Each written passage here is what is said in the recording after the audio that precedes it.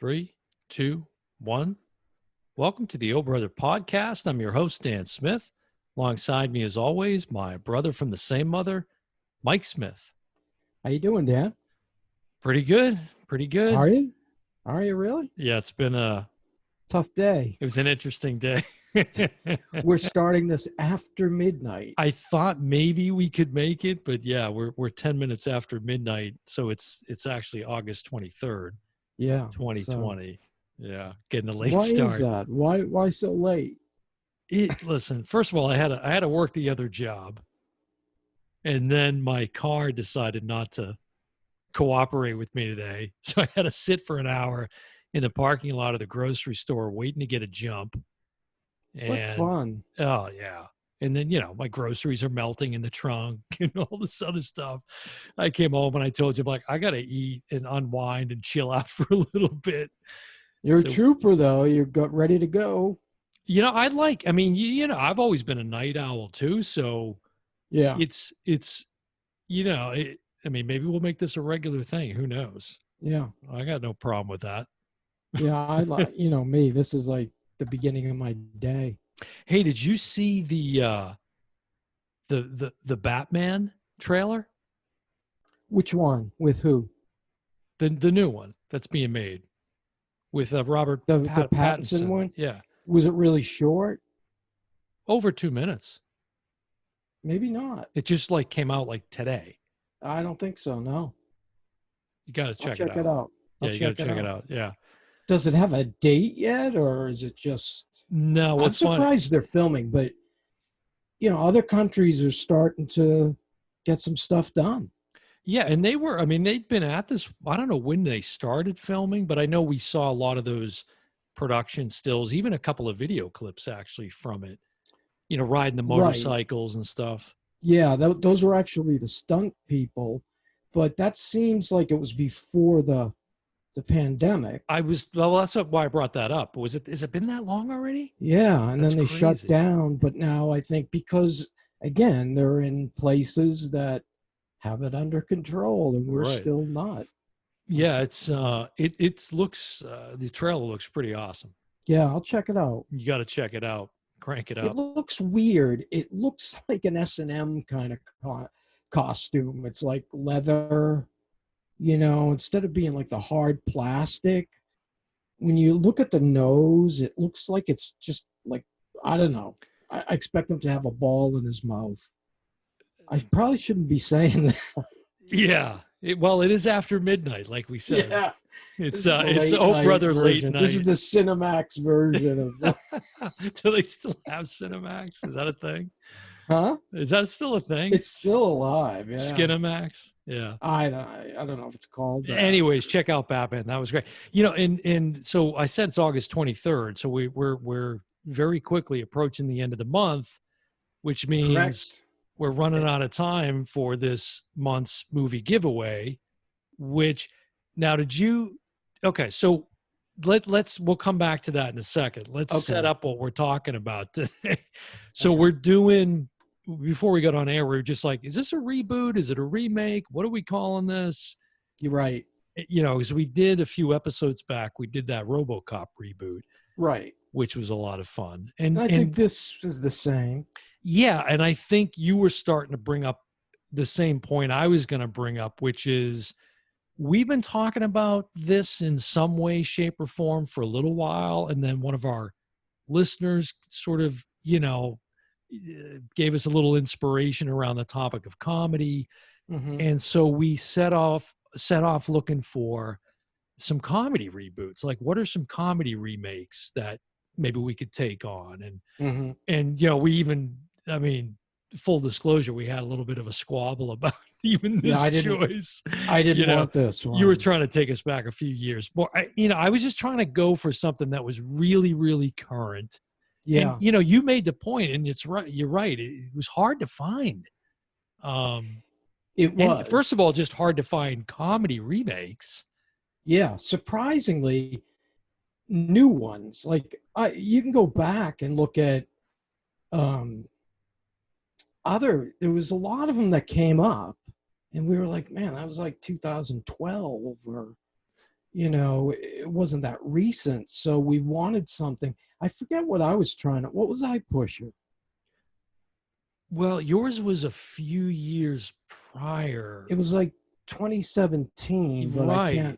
I don't even It remember it now. escapes me now what you said. Yeah. Yeah. I think it was a lesser known I brought up Vacation, franchise. which really isn't a remake. Right. So we nixed that. And that was just, But we came down to two.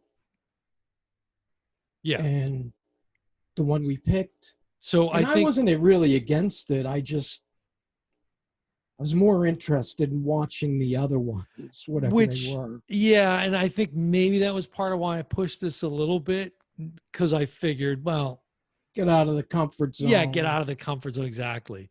And, it's funny because we just did our Atomic Blonde John Wick episode. Right. That was last week. And I'm kind of glad that we did that female appreciation episode, because I think the conversation tonight's going to be a little bit different. But Yeah. why don't we'll call this episode Scoundrels and Nasty Women. I like that title, and I'll tell you why if it doesn't. Okay. Yeah. If it I'm not. doesn't come to your mind. So Yeah.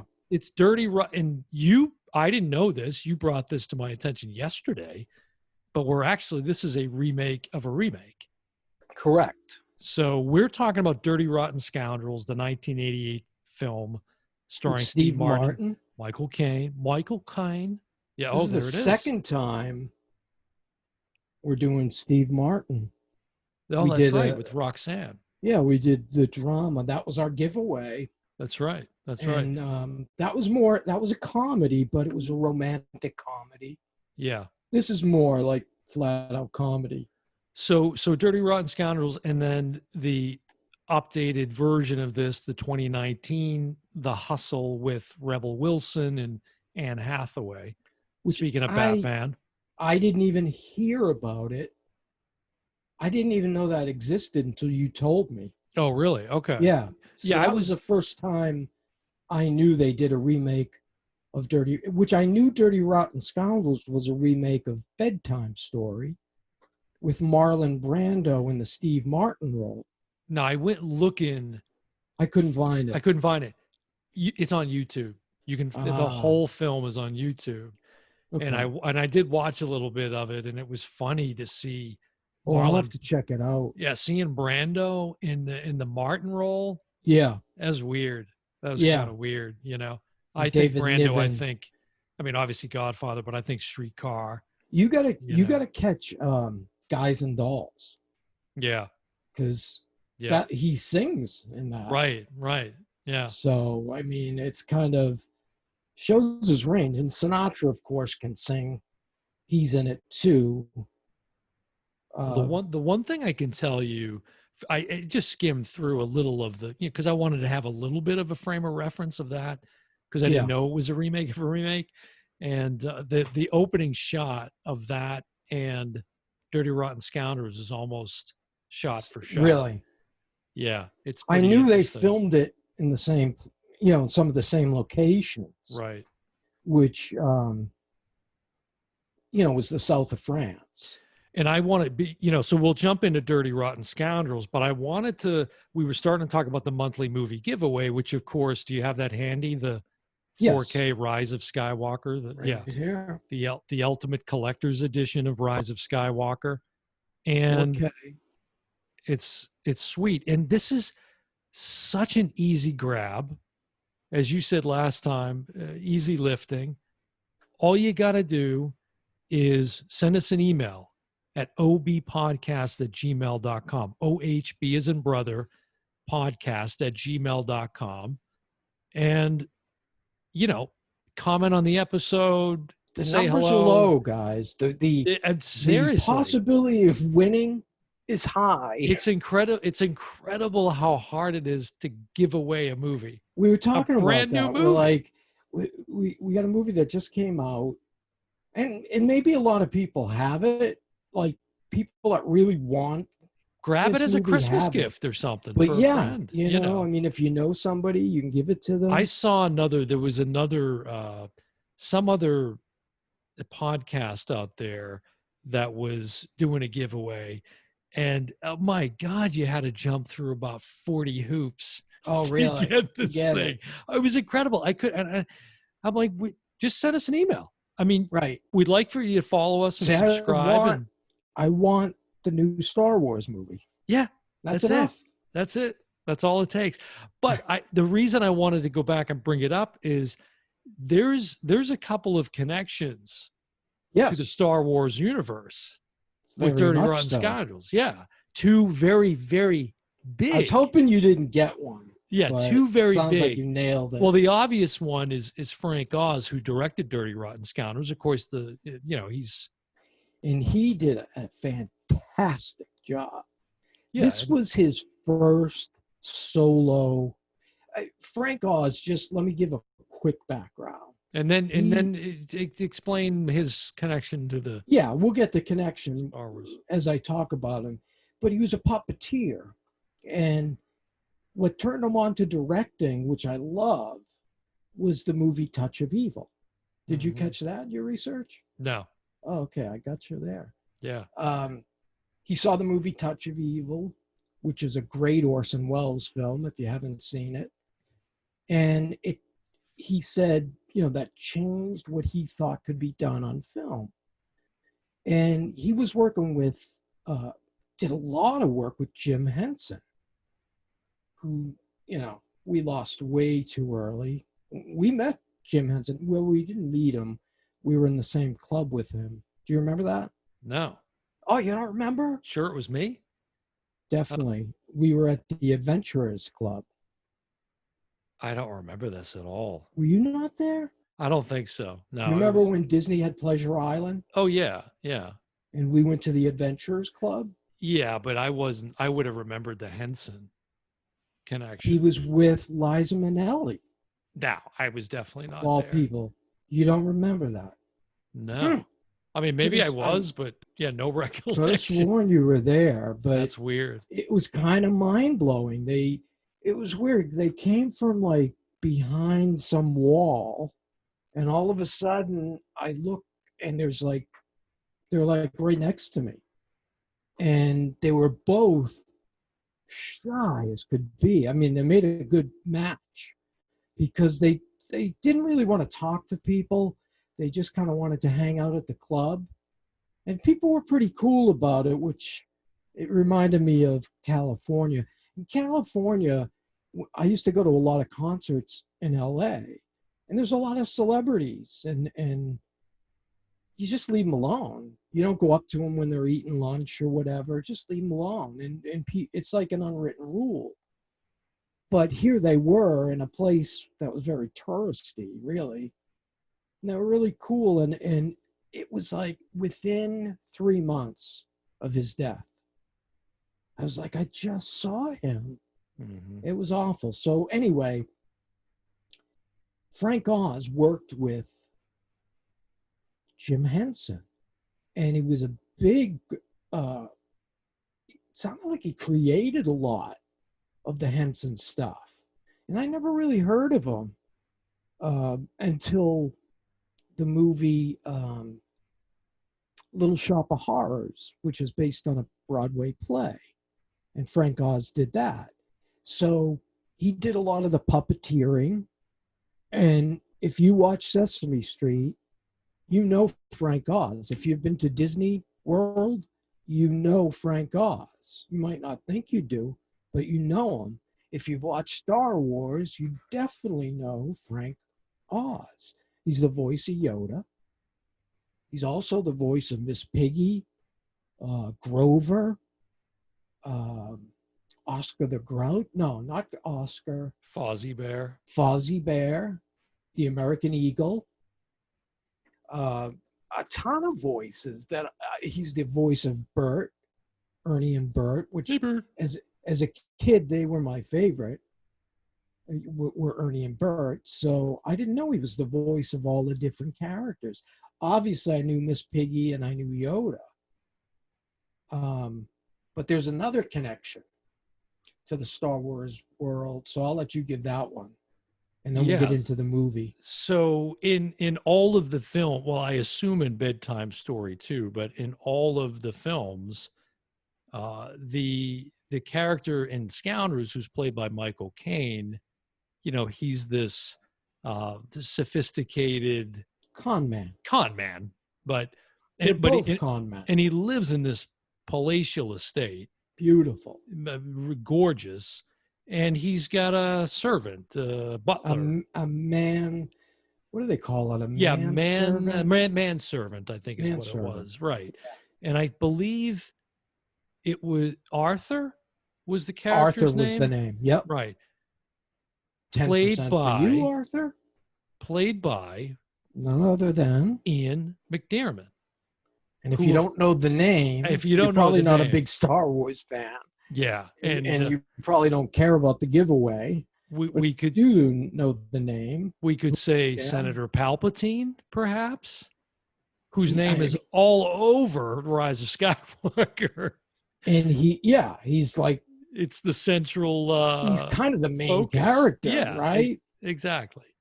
So, and that, well, man, he did such a great job throughout Star Wars. Oh, but amazing. we're not talking about that. We're talking about Dirty Rotten Scoundrels. So let's get to the story. Yeah. So as you say, he's Michael Caine. Michael Caine. That's not bad. Yeah, it's not a bad impression. I've been Not working bad. on that for the last 24 I do hours. with Steve Martin, but I can't do any. Yeah. So as they're both con men. So basically, Michael Caine is this more sophisticated con man who is debonair. Yeah, and he's going after these really affluent women, who, as he would put it, they're not going to miss the money, but he's going after big game, basically. He's a big game hunter. He's a big game hunter. And Martin, who plays Freddie Benson, yeah, is like a small time. He's a grifter. When they first meet on a train.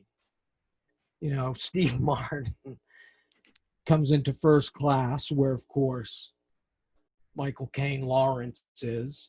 And, he walks in and he's looking both ways. He goes, I misplaced my first. I forgot I was in first class, and he sits down. So, he's scammed his way into first class. Just looking at him when he comes in. The way he's immediately. dressed. Yeah. And so his name's Freddie Benson. And,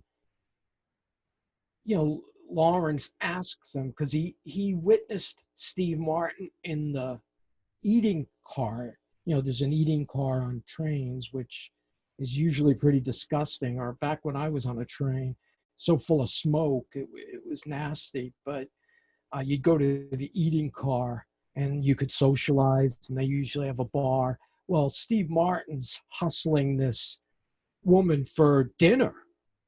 And it's funny because when Lawrence calls him on it, says, I noticed you were talking to that woman. How's your grandmother?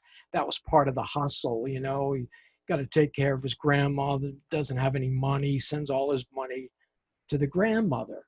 And gets a nice big free meal out of the deal, too. Gets a free meal. But what I loved is how proud he was when he said to Lawrence, I took that woman for $20. Like that was a big, that was a big haul for Freddie. Not knowing who he's talking to. Right. And Lawrence is like, well, I'm not very sophisticated. And, just the way he shook his hand. Oh, Freddie Benson, and introduced himself. He's reading Mad Magazine. I thought that was that was kind of fun. That was great. Let me give Frank Oz some credit. The way he introduces the two characters is so good. It starts with Lawrence shoots from the waist, and there's a great gag in the beginning where he's pushing this woman into these three bushes, that are set up on the screen, and then we see the back of his head. And the way Michael Caine's hair, it's all slicked back with gel. You've seen these guys, right? Who's somebody Pat like Riley. Pat Riley is a good example, basketball coach. So it's all slicked back with the gel, but you see only the back of his head. And she's handing him a bracelet worth a lot of money, and he won't take it. I can't take it. My men are too proud. For the freedom fighters, take it for the freedom fighters. I can't. For the children. For the children, I'll take it. And then there's a slow turn, and we meet the debonair, good looking. It's the same exact shot in Bedtime Story. Is it they do the same shot? Yeah, same shot. He's pushing her into the plant like that? Well, no, it's more the close up on the hands and the back and forth with the dialogue. Oh, okay. Yeah. Because it sounded to me when I listened to the commentary, which I that's kind of cheating, you know, because you hear all the details of where the camera and what's not there and what is there, like and Frank Oz does great commentaries describing movies, but then the way he introduces Steve Martin, Freddie Benson, what it is we see Michael Caine walk into the eating cart, right? And the camera's on at the back of him, and we're following him from behind, and we assume that we're going to watch him go sit down. Instead, when he sits down, the camera keeps going straight, and the door opens, and Steve Martin pops his head in. Just a great intro of the two characters. And he's got that hat, the silly hat, and he's, you know, all wrinkly jacket and stuff. Kind of like a low rent Miami Vice looking. Yeah. And but the directing through, well, there was so many great shots that I kept, you know, again, they say you shouldn't notice the directing, but this was just right from the opening one that you said was the exact same, where they showed the water. Did they show the water? And because they yes, yeah, I mean that was much different. They did it almost like it was almost like Game of Thrones in the beginning when it's you know, models. Oh, right. Okay. They did it kind of that way. It's a little different. Yeah. Yeah. But so they meet in the car, and he says he's going to this town.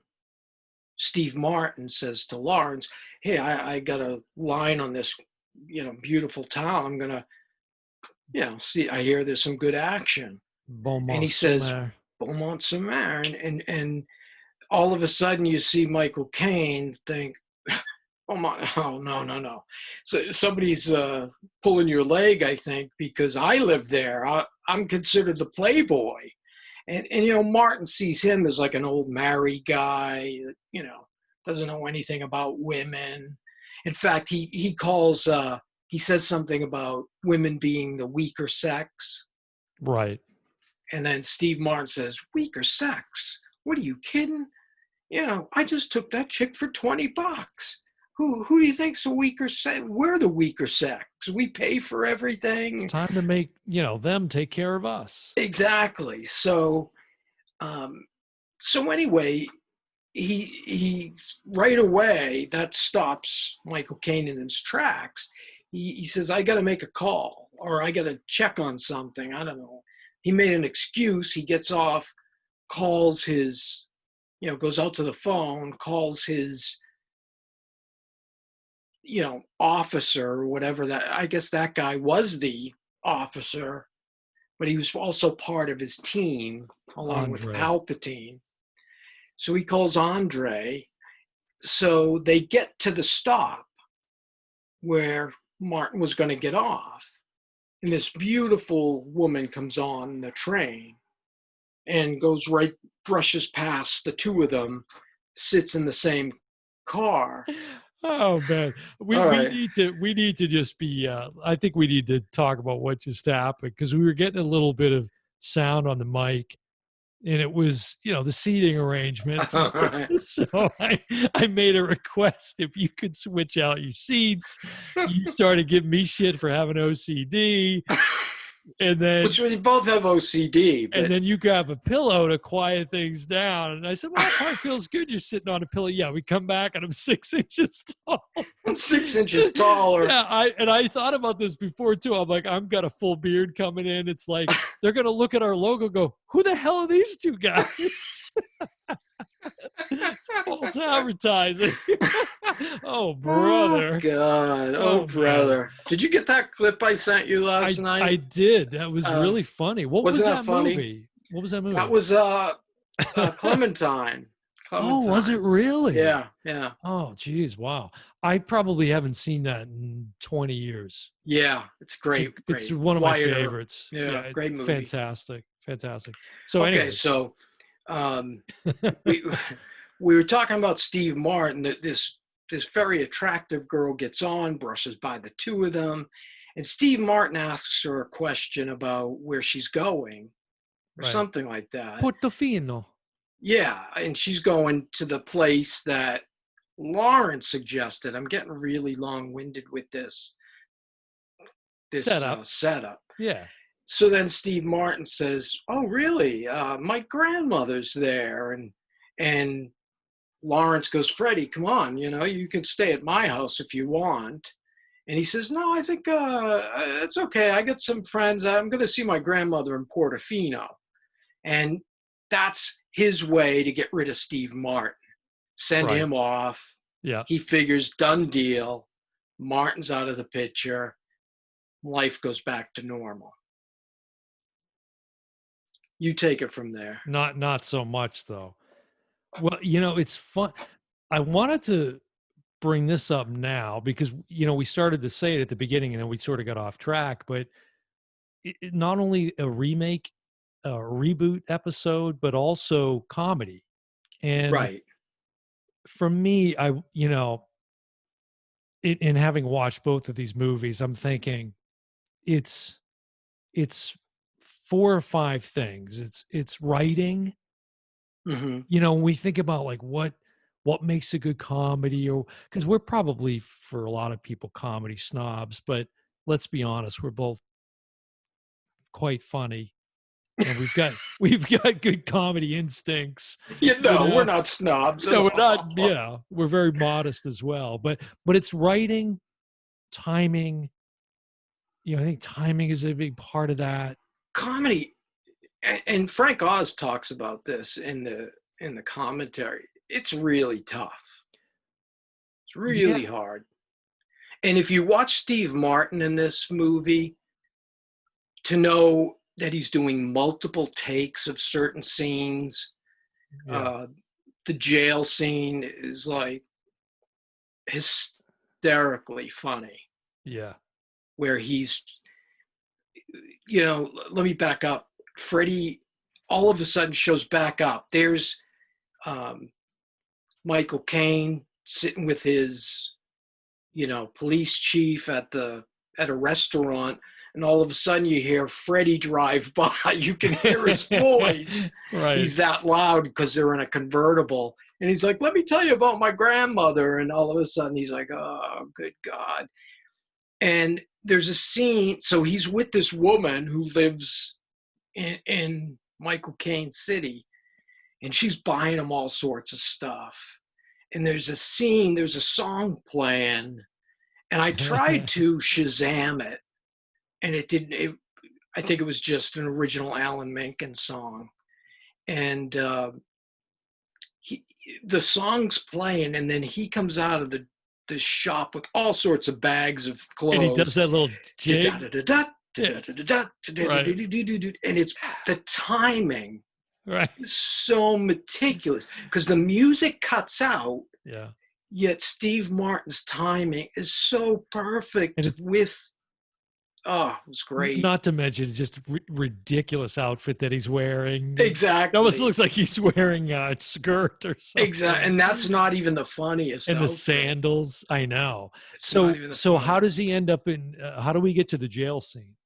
So from there, all of a sudden this guy says, hey, we got to get rid of this guy. And next thing you know, he's in jail. Right. And I forget what he got picked up on. I don't even know if they said. Well, he swindled this guy, or this woman rather, I'm sorry.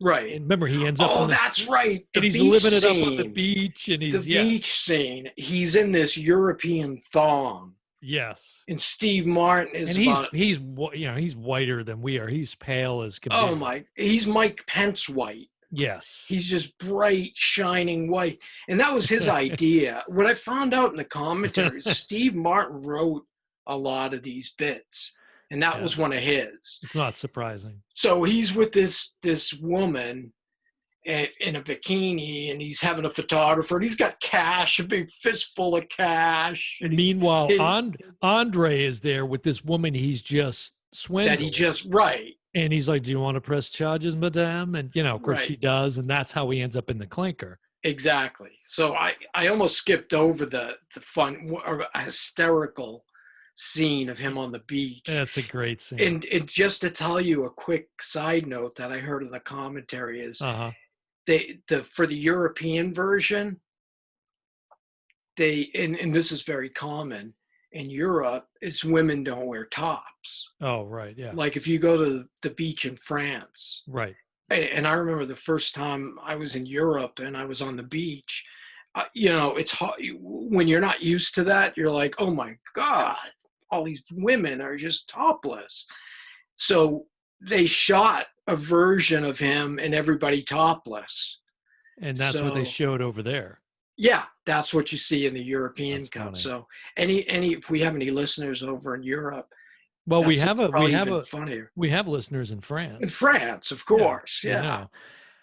So cut to the clink. Yeah, you described this one because this is great. So you don't laugh out loud at this. Yeah, he's in this little kind of rinky-dink jail cell, and there's Andre kind of keeping an eye on him. And he's saying, "Listen, you're the crimes you've committed here are pretty serious. Very serious. And so, long story short, in comes Michael Caine. And before Michael Caine comes in. That's right. Steve is like, oh, wait a second, I know somebody here. Oh, you know somebody here? Yes. He's very well known. He's very rich, wealthy. What's this person's name? It's Lawrence Chesterfield. Johnny Jesterson. Jamie Jesserfin. Sally Fester. And he gets so pissed off. Yeah, and then it's that James Josephson or something that he lands on. Josephson, he starts stamping his feet like. It's classic. It's the in-between the names. And there's the brilliance of Steve Martin. It's the in-between that's funny. It's not even the name. They were hysterical. It's right. Trying to get the name is what's so right, fun. Like it's on the tip of his tongue. Yeah. And he's like, oh. And there's a line by, he said, when he's talking to Andre, he says, listen, trying to justify whatever he swindled this woman out of. He says, come on, you're French. You can understand that. And then the guy, the line back is, to be with another woman, that's French. To get caught, that's American. I thought that was a great line. But so that sequence is really funny. Oh, it's classic. And that was all improv. So good. Frank Oz is actually at the ankle of Is he? Yeah, and he taps him when he says, he's gotten frustrated. And I guess they did a bunch of takes. Yeah. And when you see this, the energy, because when he's stamping, he put so much energy into it. So good. And so he finally, Andre helps him, Lawrence Jameson. Yes. Right. That's it. I know him. We're like this. That's right. So, of course, then in comes Michael Caine and, kind of reiterates, what you've done is very, I don't know. And he has this back and forth with Andre, this kind of, right. Serious conversation. and then basically says, okay, I'm going to help you out, How but you much can, money do you have? right.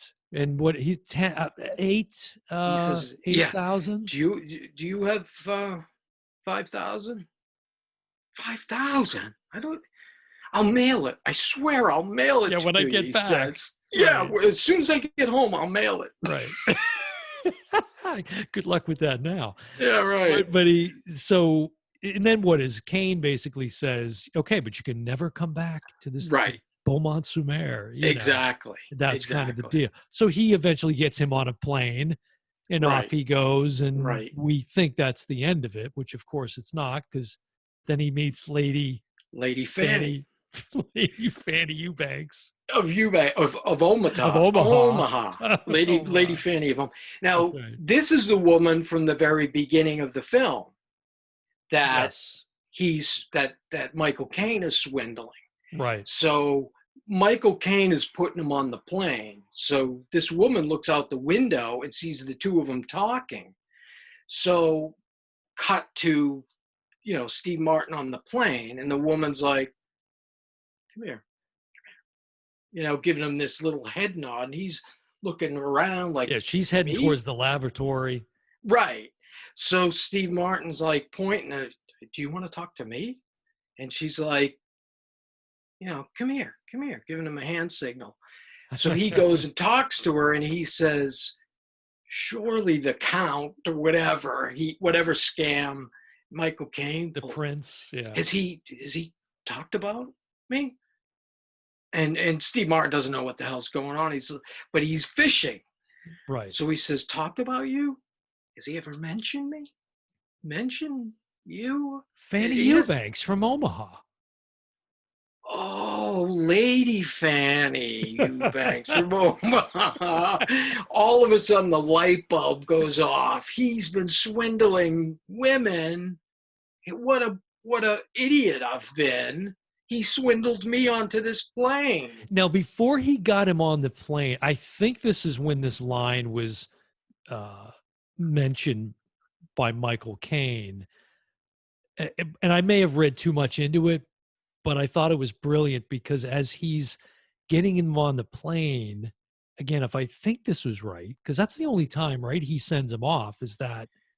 Well, right? there's another time that he's putting Glenn Headley on the plane. No, it's Martin. It's Martin. Okay. Because he says to him, and this is the line I loved, I even wrote it down. He says, I suppose I get pleasure from helping people like you out. Right. And I interpreted actually kind of a double meaning. I'm helping you out, but really I'm helping you out of here. Right, Getting right. you out of my turf. Yeah, right. So, and I'll have to check that. Yeah, and tell me if you think that's just some clever writing in that. Yeah, line. Knowing the level of these guys and their acting and their thinking, because they both did some improv stuff, like the voice, his voice when he became Dr. Dr. Schaffhausen. Schaffhausen. that was all like improv. Yeah. And Frank Oz said, no, just use your regular voice. And he's like, let me audition. And the voice was hysterical that he uses. So great, yes. So Martin figures out that he figures out what's going on. Right. And shows up back. And there's Michael Caine having breakfast. Probably one of the nicest spots on the planet, right? Beautiful. The French Riviera, right on the ocean. Unbelievable. So Steve Martin comes walking up and says, what a chump, what an idiot I've been. Look at this. And he's like, what do you want? He's like, I want this. Right, exactly. So from there, the police guy is like, give me the word. I'll get rid of this guy for good. Exactly. And he's like, no, something like, we'll bring him in nicely, and that way he'll exit nicely. So Michael Caine's got a plan in mind for him. Mm-hmm. And what it was is he's going to teach him how to be a real, highfalutin kind of con man like he is. Right. And then he can go do it wherever he wants. And that was Right. the deal. I'll teach you, and then you get the hell out of my territory. But you got to do things my way. Exactly. You got to do as I say. And then they go through a hysterical shot of Michael Caine teaching him how to walk, how to hold a glass. And again, a lot of that stuff. It's so incredible. The whole where he's trying to just come out and walk and lean up against that column. Yeah. He slides to the slides bottom. down. And then when he greases his hair back. That's funny. Just when Martin is trying to get that like hand in the pocket, look up to the sky with the grease. Right. It's so funny. With the champagne wrapped in the towel. With the champagne, yes. Oh man, just that's and what's playing, there's the song that's playing, Putting on the Ritz. What a perfect choice. Irving Berlin, yeah. So Putting on the Ritz is playing to, just perfect. So he teaches them, and then we meet a new character, which is Steve Martin. They decide they're gonna jointly hustle this woman, and Michael Caine's getting ready to propose, or I think he's already proposed, right? Yes.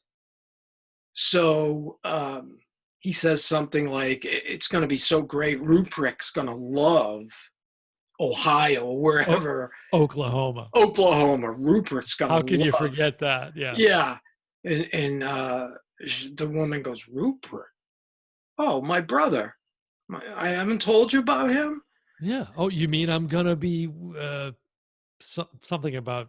Oh, yeah, I'm going home. Princes? Yeah, I'm going to have 2 princes living with me.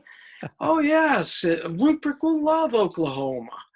So he has a key to this like chamber. Dungeon. It's like a dungeon. Yeah, like a dungeon. And he opens it. He says something to the woman like, it's a big ground. Like we don't, there's plenty of, a lot of open spaces or something. Sorry, my chair. All right. Well, you were just trying to simulate the door to the chamber. Right, exactly. So he opens the door and we meet the character of Rupert, which is Steve Martin playing like, oh my God, basically a 3-year-old. Right. And Frank Oz talked about, they were afraid they didn't want this to seem like it was insulting to people who were retarded. I thought about that, and it doesn't come off that way. No, it's childlike. Does he further talk about that? Is that what it was? They just emphasized more of the childlike quality? Exactly. Yeah. And that's what he says. And they're like, we're shooting a comedy. And right. Today, well, yeah, this is also 1988, right? Right, this is 88. If it came out today, I don't know. People would be marching probably. I don't know. It depends on how you handle it, I guess. But he did, like I just said, retarded. And I use that word because that's the word he used in the commentary. Right. Because even saying that. Yeah, we would. Yeah, exactly. We've taken that out of the vernacular. Right. Today he would have said, we didn't want people with disabilities to be, something like that. Yeah. So you want to describe Rupert, or you want to just move on, or? Well, I mean, he's, like you said, very childlike, almost like it's like he's got a pet chimpanzee. Right. That's a good, that's a good reference. Because even when he goes to walk him out, the way Martin does this. Yeah, he's doing this little monkey thing, that's really what, he's walking around banging pots and pans and stuff. I mean, I don't know if that was any sort of inspiration. I don't know. That's a really good way to say it, though. And he's got an eye patch. And, Michael Caine goes to sit next to him on the bed. And next thing you know, he's groping him and humping him. Yeah, he's humping him. And you could hear Michael Caine laugh at one point because it was just so funny.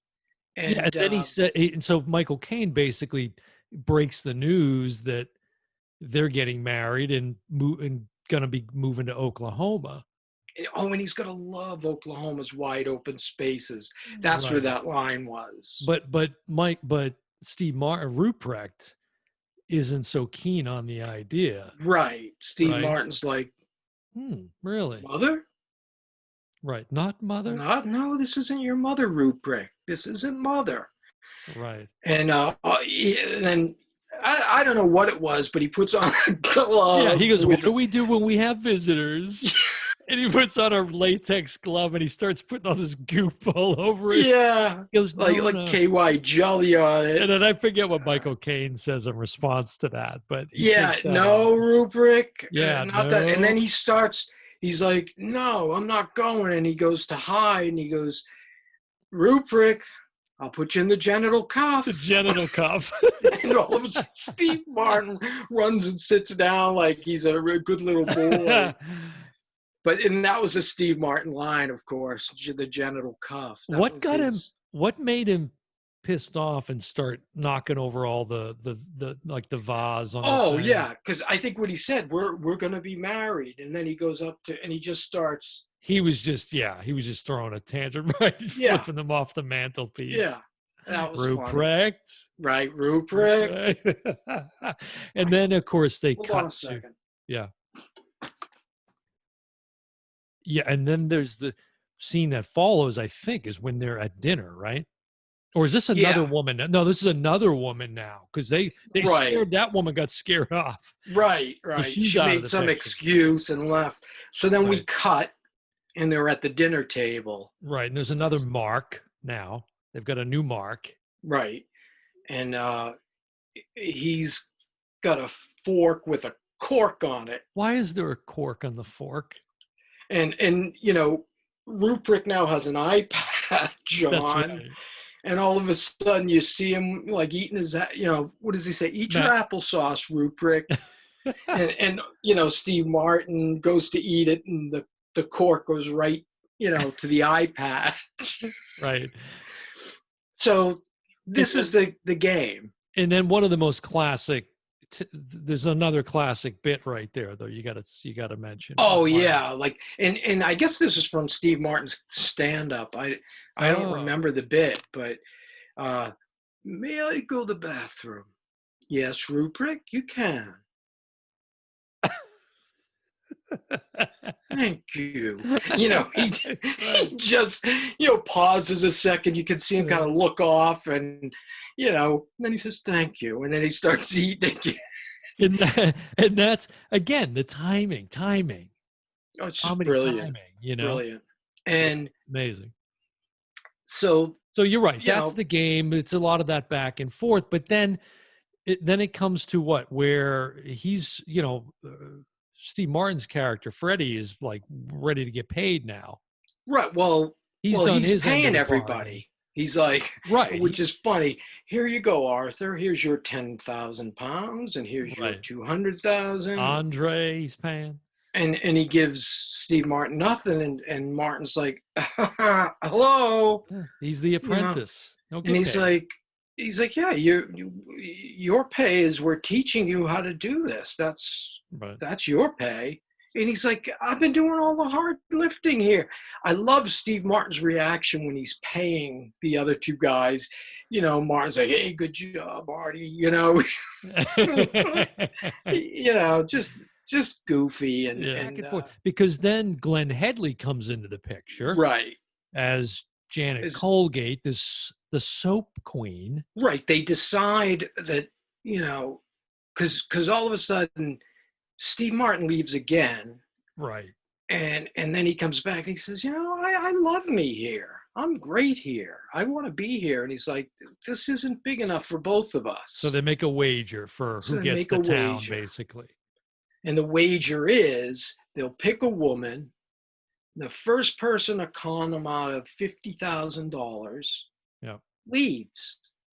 Right. And Michael Caine's been living there as who knows how long, but so that was it. And all of a sudden, right as they say that, we hear a bunch of noise, and this woman who's just tripped over fumbling luggage, into the lobby of the And that's that's Glenn Headley. Right. So they both kind of look at each other and they say 50 grand. Okay. Yeah, she seems like the perfect mark. So they get into it. There's so much we can go into. There here. is. I mean, there's there's the whole bit with Martin as the disabled Navy officer, and the getting whipped by Dr. Schaffhausen. Oh my God.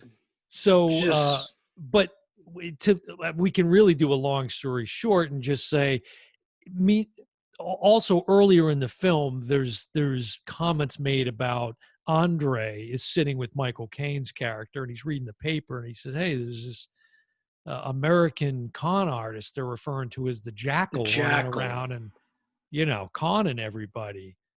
And they're assuming they're talking about Steve Martin. Exactly. It's the Jackal. Right. And of course we talked about Atomic Blonde. That was that triple, whatever we called it, triple spy scenario. And right. It's like this. It's like you think it's Martin and then it's this and what. Right. But it turns out to be Glenn Headley's character swindling the two of them. Right. While they're trying to swindle her. Right. And her name's Janet, J for Jackal, which she said, or Steve Martin said that, but I don't know if that's what it was. But and there's just, but it's a good place for us to jump off and go in. But just everything about this movie is funny. Funny for the whole family. Yeah. And, this is really funny stuff. I mentioned, we'd call this Scoundrels and Nasty Women. Nasty Women was an original title for The Hustle. Oh, okay. And it was based on Donald Trump's use of that against Hillary Clinton, calling her nasty in the campaign. Yeah.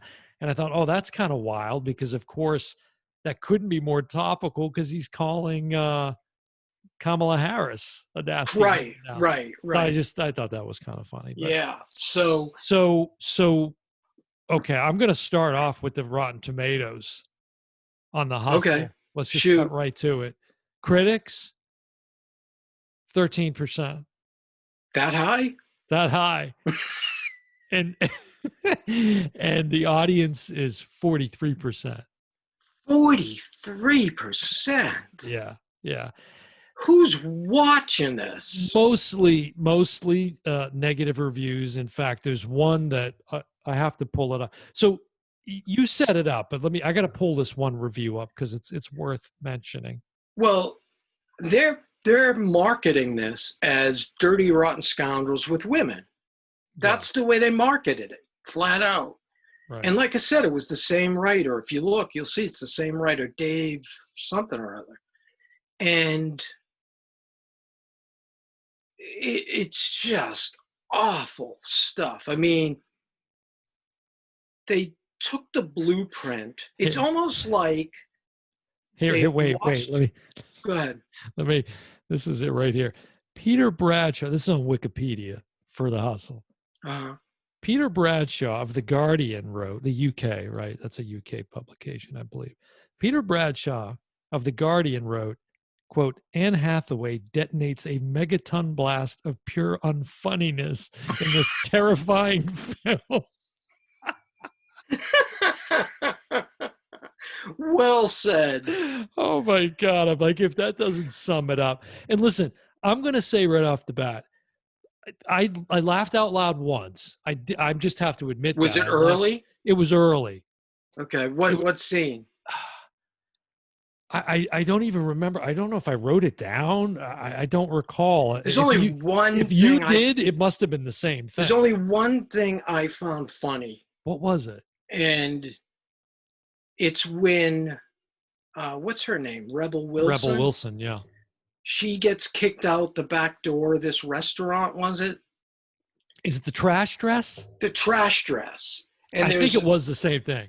there's a widescreen shot of the trash, and you figure like they're chasing her because she just conned somebody. Right. So they come out, run out in the alley to try to They run out in find her. the alley and they're looking. There's and big garbage bags all piled all over up, the place, and there's a barrel with garbage there's a big, bags huge on top barrel. of it. Right. I'm waiting for her to crawl out of the barrel. And next thing you know, she's bent over. It was her ass. It was looked just like the garbage bag. Exactly. And then she even says, "Trash dress, you've done it again," or something like that. So that was make me the laugh. only thing I laughed at. And I didn't even laugh. I think there was one or two other kind of chuckles, but honestly, when I saw that, I thought, because I was so against seeing this, right? Like, maybe there's a promise here. I just sensed it was going to be horrible. I think it was 4 stars on Amazon Prime.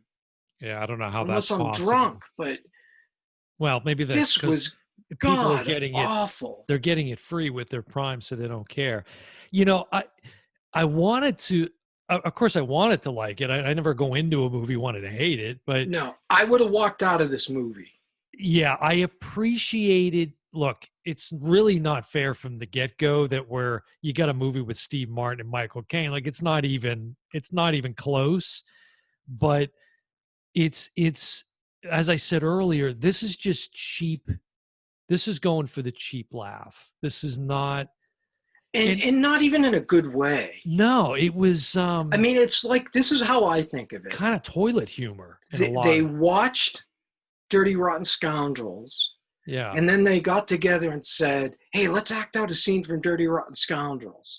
But let's do it a little different. Like, here's a great example. Yeah. Is the jail scene. Right. That was so hard to watch because Rebel Wilson was trying so hard. Look, I don't envy her at all having to try to even step into that character, but it was it just wasn't funny. It felt to me watching it like they were trying too hard with scenes like that to duplicate what I would say is the original. I know now it's not, but of Dirty Rotten Scoundrels. Right. And her with the whole name bit, Josephine Jesterton. Right. It wasn't even funny. It was so flat. It was so flat.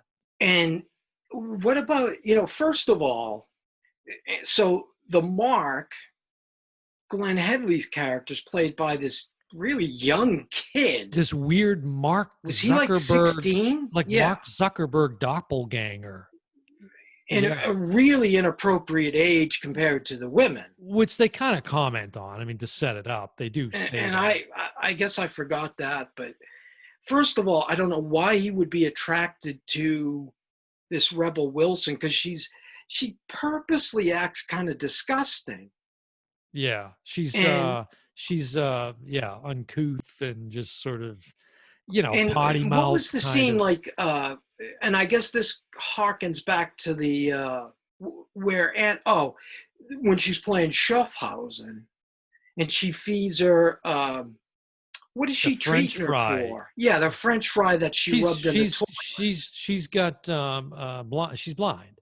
She's blind. Yeah. Right. So it's blindness now, not developmental disability. So why was she like the French fry in the toilet? I'll tell you why. Because so in Dirty Rotten Scoundrels, it works so much better because, again, physicality. So you have Steve Martin playing this character who supposedly can't walk.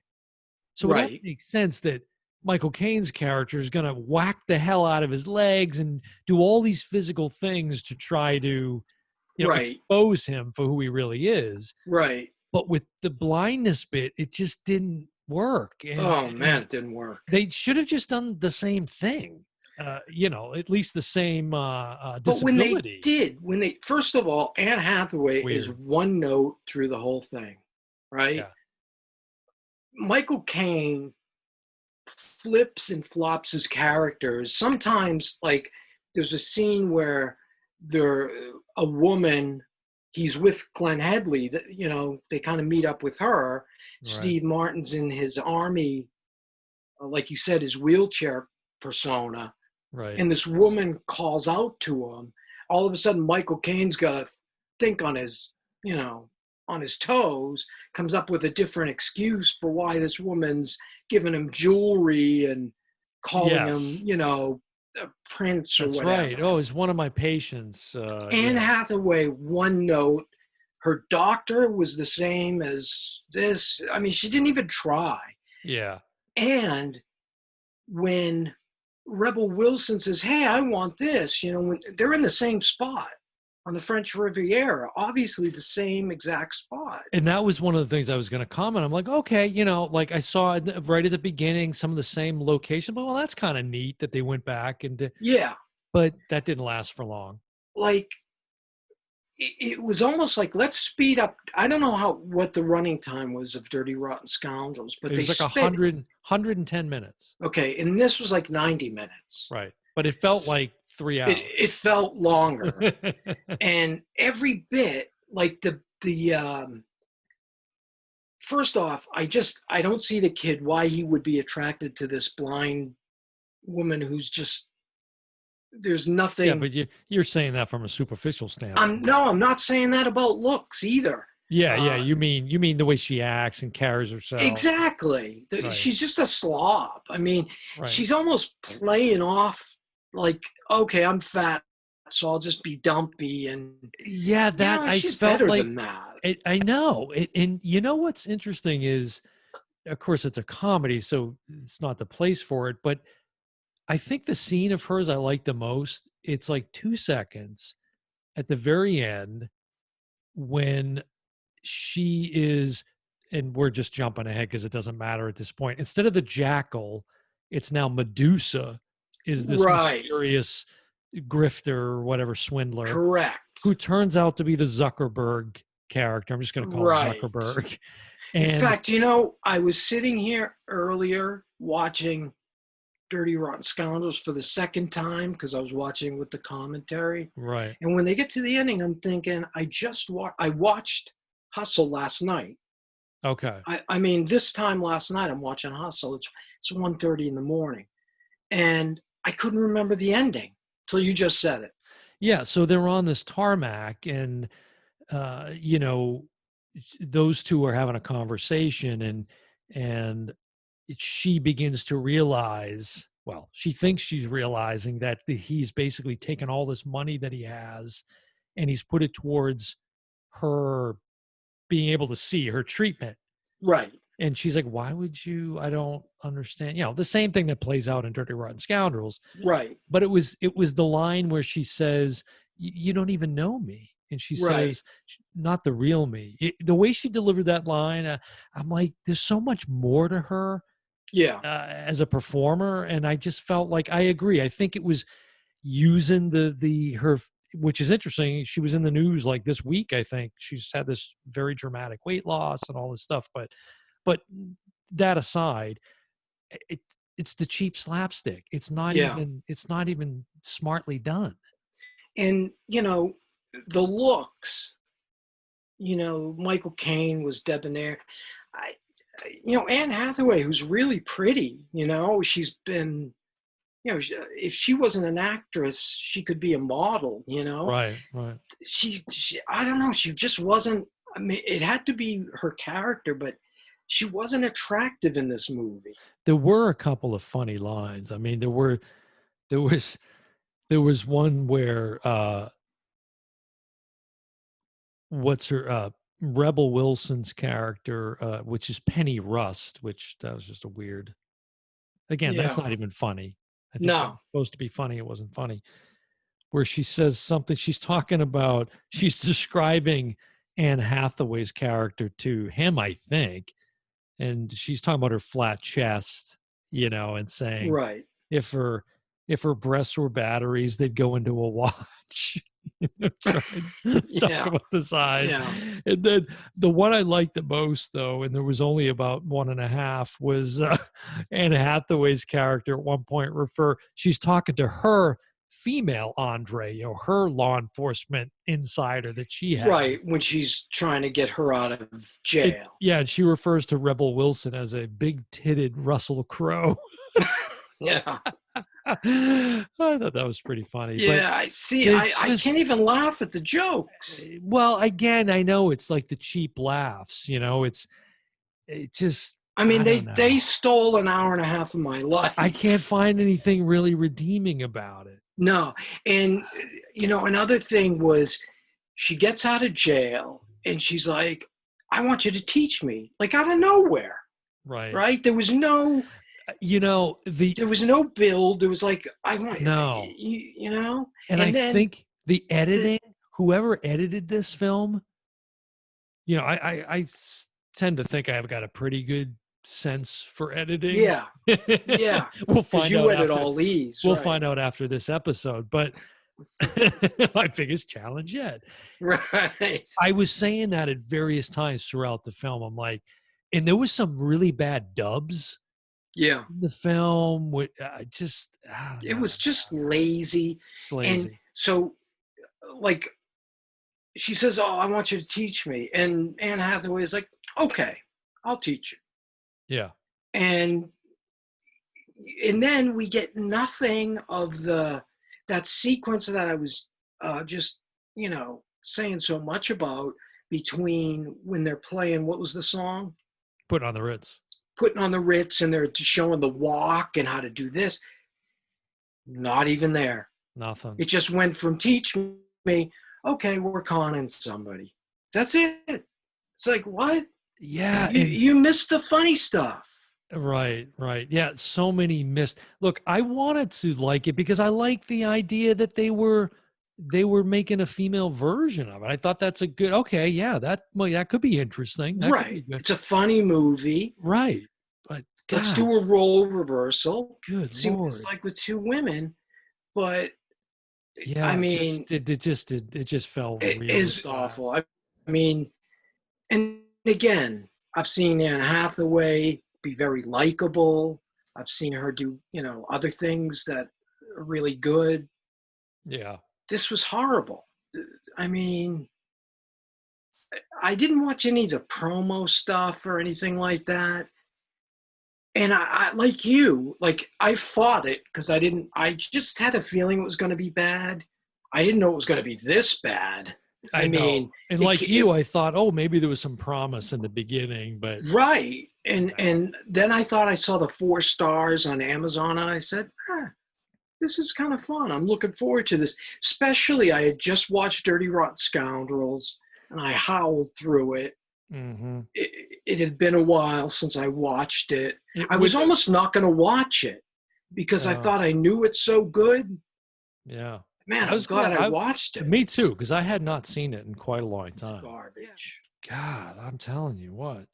I mean, it makes you think it's nothing but a money grab for, hey, Dirty Rotten Scoundrels work. You say that. It's good that you say that, because did you look at the box office? Yes. Yeah, but I think you're almost being surprised, but The Hustle was 98 million worldwide. Oh, okay. Worldwide, not what did US. it do in the U.S.? Very low. Okay, all right. Very low. I honestly want to say it was like 13 million or so. No, it had to be more than that because it's worldwide. But if anything, it was low. If anything, like how much did this cost? Well, putting the people up, if they stayed at those hotels. Yeah. And shooting location, that's where all the money went. Right. But it couldn't have cost more than 20 million to make this. I don't know what Dirty Rotten Scoundrels cost. I know US it made 42 million. I don't know what the worldwide box office was, but when I even 98 million worldwide for Hustle, I'm like, ugh. I gasped when I saw that. I was like, what? Yeah. Actually, I saw that take before I saw the movie. And I thought, made 98 million. Gosh, it must be pretty decent. I know. Good Shocking. Lord, it's Shocking. bad. So this is the first episode where I think I've openly said, don't watch this movie. Yeah. You say it every single episode. But. Well, I don't think I'd go that far. I'm but with you on this one. This, without question's the worst movie we've ever talked about. I think I'll check out Bedtime Story just because I'd like to see start to finish how it compares, Me too, And I I think want to right off the see. bat you'll be intrigued from the opening. I want to see Freddie Benson. I want to see Marlon Brando play Yeah, Freddie Benson. and at least in the opening, they set it up as the Prince and the Wolf. So the Oh, Prince is David Niven and the Wolf is Marlon Brando. okay. And I mean, But it's again, Brando. You like got to the check it out. description is two con men, blah, blah, Shirley blah. Jones too. God, That's right. Shirley Jones is in it. So young.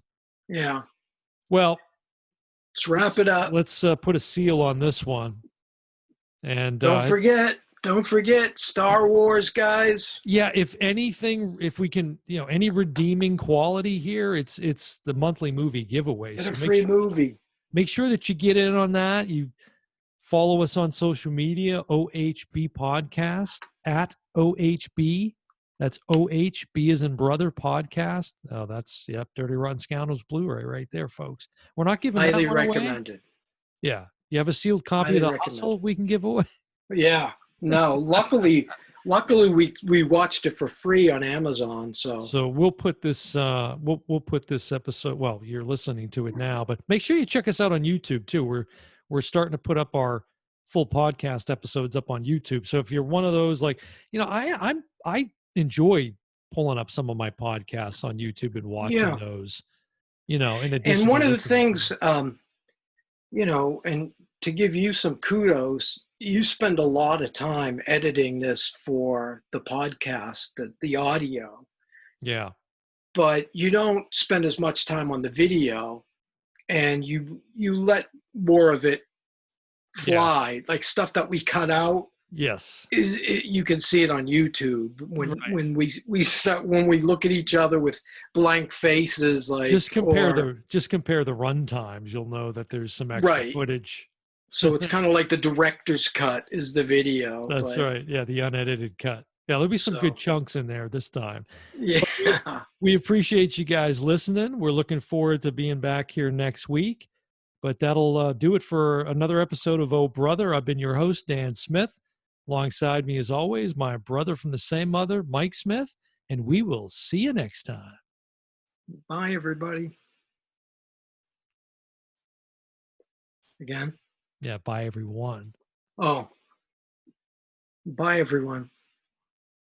I have my chin on the mic. Just do it natural. Bye, everyone.